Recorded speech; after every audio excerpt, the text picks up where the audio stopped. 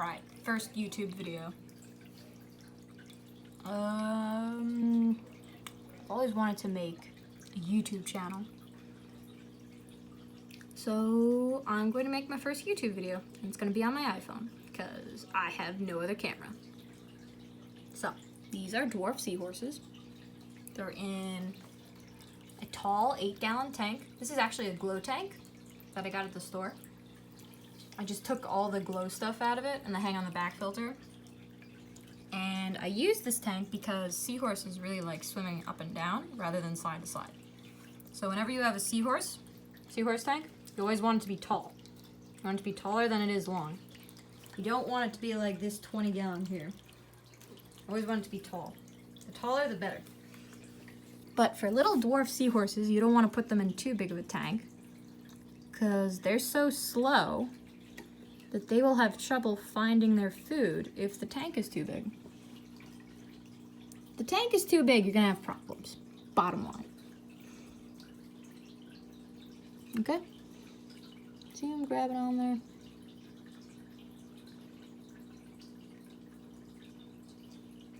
Cute little guys. Yes, they are. Look at him. Look at him, he's adorable. So what you need is, obviously, if you want to start making saltwater tanks, you need to learn how to mix salt water. You need to buy yourself a test kit, okay, at the store. You can get all this at a common Petco. This tank costs, you can get it on eBay, I'm sure, if you looked hard enough. Yeah.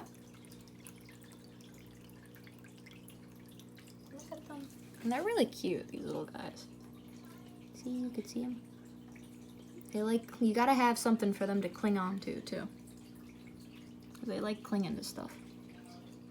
Okay, they're the slowest swimming fish in the world. They swim at like 5 feet an hour, okay? They're very, very slow. Super, super slow. And they eat only live food. You can't feed them pellets, you can't feed them flakes. You can only feed them live foods. Alright? So you want to have them in a 5 to 10 gallon tank.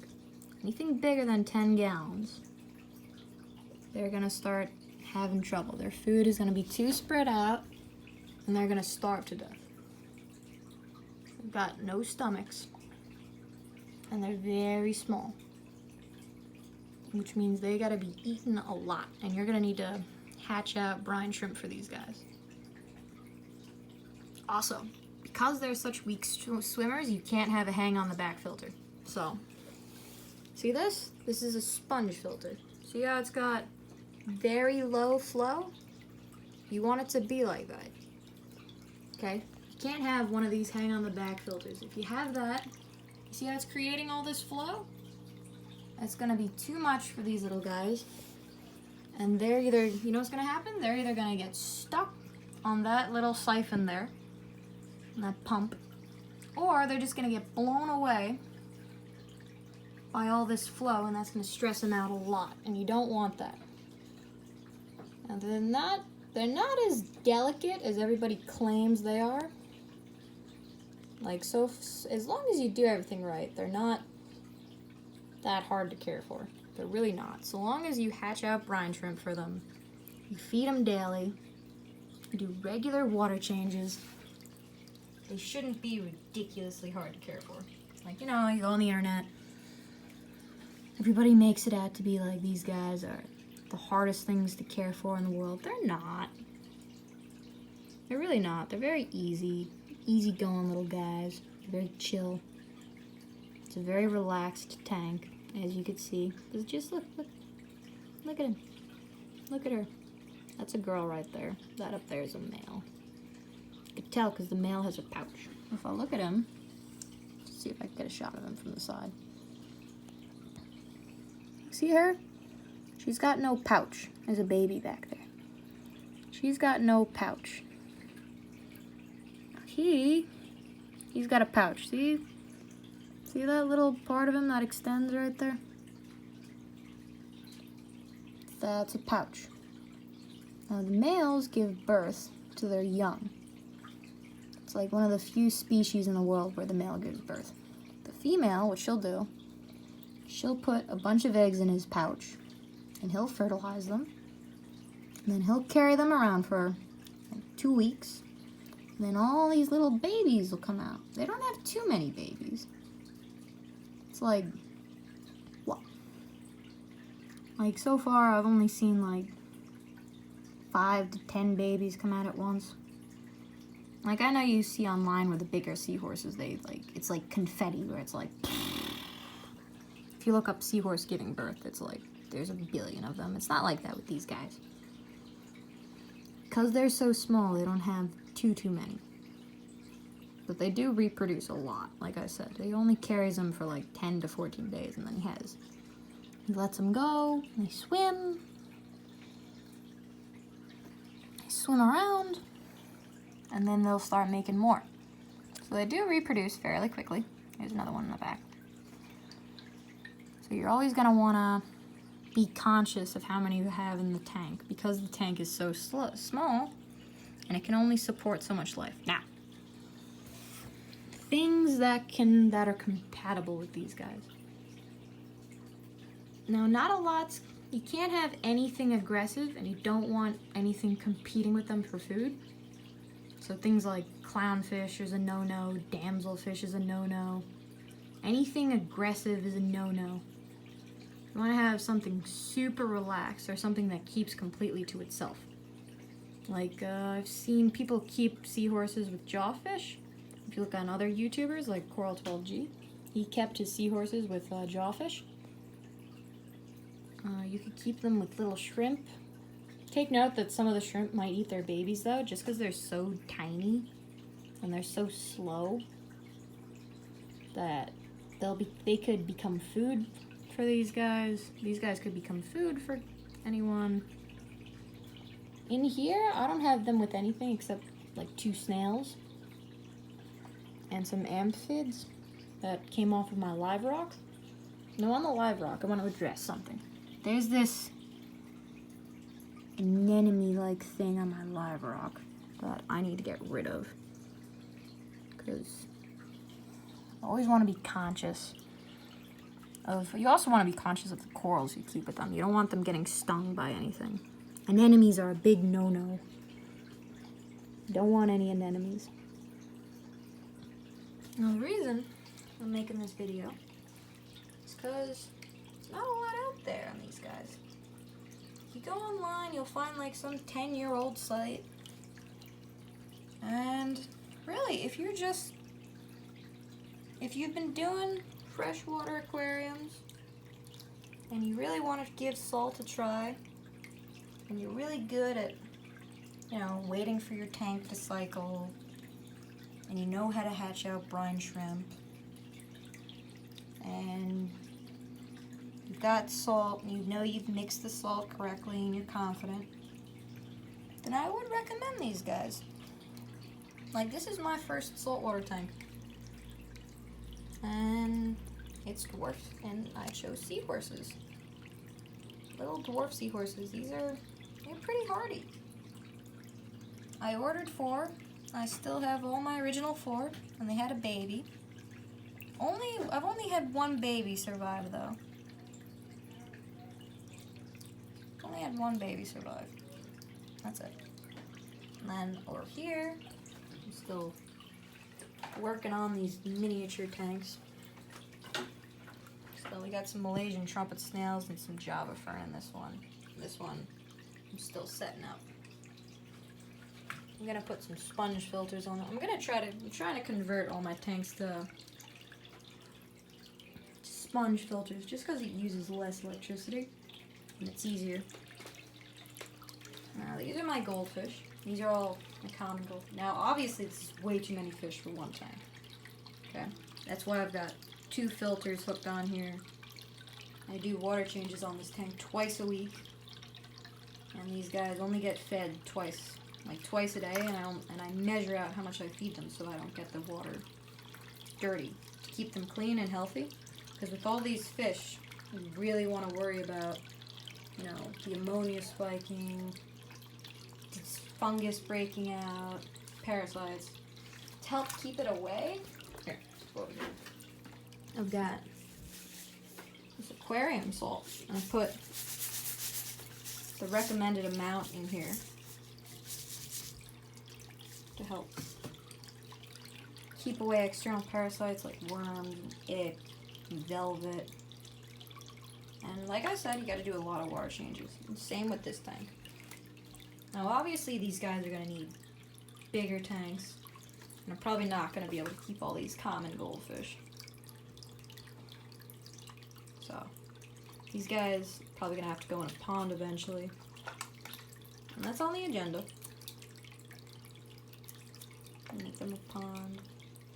These guys are gonna need like a 60-gallon tank for all these goldfish. This tank, I'm getting another filter for it, just to help keep the ammonia down. And this tank also has salt in it. You got some crushed coral on the bottom, which helps keep the pH in this tank stable, because you know the fancy goldfish are a little more sensitive than the common goldfish. Common goldfish survive through everything. These guys can live room temperature. They don't really care about the water parameters. They don't care if it's alkaline or acidic, you know, not over the top acidic or over the top alkaline. But, you know, they don't really care. Your tap water with a bit of water conditioner in it will do. They're not sensitive like some of the freshwater species like angelfish are super sensitive. If you don't acclimate those guys correctly, they drop dead immediately. Now, in this tank, as you can see, we've also got some smaller fish in here like danios. Now online, it'll tell you that you can't keep anything besides goldfish with goldfish. Now that's not true. You could keep dojo loaches with them, you could keep danios with them. You gotta be careful about the kind of plants you keep with them because they will eat them. Now, these smaller fish, now take note, when the goldfish gets big enough, you can eat them. But because the fancies are such weak swimmers, look, the bubble eyes don't even have dorsal fins. Okay. And the double tail gives them they're really bad at swimming and they've got poor eyesight. So they can't catch these little guys. These guys are way faster than them. So even if they wanted to eat them, they can't catch them. Now, come over here. This is my guppy tank with all my plants growing in here. I've got some Anubis growing in here. Some Amazon swords. Some Java fern. My Java fern wasn't doing too well. Like it was, you see all these little plants sprouting off of it? That means the plant felt it was dying and it wasn't doing too well, so it started sprouting little new plants. So to remedy that, or at least to try to remedy that, I got some Easy Green from Aquarium Co-op, and I planted it in here. And ever since I've started putting this stuff in here, I've noticed that my sword and all this floating I'm not sure what this floating stuff is. Someone said it was water lettuce. I don't think so. Then another person told me it was duckweed, and I was like, this is way too big for duckweed. So, if anybody knows what that is, let me know in the comments down below. That would be really helpful. Thank you. Also, if you have any tips on how I should improve my aquariums, leave that in the comments below too. Or if you have any tips on what I'm saying. Oh yeah, I've also got a little pea puffer in here. These, you gotta be careful with these guys because they're a bit aggressive. Tend to be a bit aggressive, but this guy's shy. If you go to Aquarium Co-op's channel, he'll tell you all about pea puffers and how it depends. This guy lets all these guppies live with him. Now, pea puffers eat only live food too. They don't eat flake or pellet foods, or if they do, it's very rare. Oh, it's been said that you can get them on frozen food. Mine eats live food. That's part of the reason why I have all these guppies in here. You see all this fry? He likes to chow down on some of that fry. and it helps to keep the population in check. Also, the guppies themselves will keep their populations in check. They'll eat some of their fry. But he does too. And also, in the gravel, I don't know if we can find one right now, but I've got Malaysian trumpet snails down in the gravel. And I also give the guy, go out and buy ghost shrimp weekly for him. So he can eat ghost shrimp, baby Malaysian trumpet snails, because he's super small. I can't eat the full-grown ones. Well, he can, but he doesn't go for them. See how shy he is? Look at how shy he is. He's camera shy. Hey, little guy, come out. Come out. No. He's not having it. He's not having it. Nope. Cobra guppy. He's pretty guppy. I love guppies. I like how they produce all this fry. It's very cool to see baby fish. I remember the first time I got these guys. And I started having all these little baby fish when I was just getting into fish keeping. Now in here, in this 20 long, we've got a crayfish somewhere. Oh, there she is. He's down there. He's in there. Crayfish. I love my little crayfish. He's got all these plastic plants in here. Because if I put real plants in here, she'll eat them. She's outgrown the caves I put in here for her, so I'm gonna have to get her some new caves. So what I've done actually, in the meantime, is you see this little hole? It's like the bottom of a wood decoration, the fake wood. There's a little hole in there, and she'll crawl in there, and she likes to crawl out. And I'll feed her. They eat anything. Like, literally, these guys are the easiest things to feed. They eat anything and everything, if they're hungry enough. I fed these guys some rosy minnows. That's why you shouldn't really put them in community tanks. Because, you know, they'll keep they'll keep the tank super clean. They'll clean all the debris in the gravel. They'll eat all the leftover food. They'll eat all the fish waste. And they'll eat all the fish. So they're not good for community tanks. Now in here, you can't really see it because it's dark right now. It's dark out. I'm filming this at night. Got a betta fish. Look at how pretty he is. His fins are a little tattered because I tried to breed him.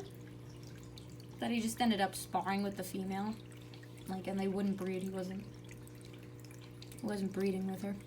So I just took her out and decided to just turn this into a community tank.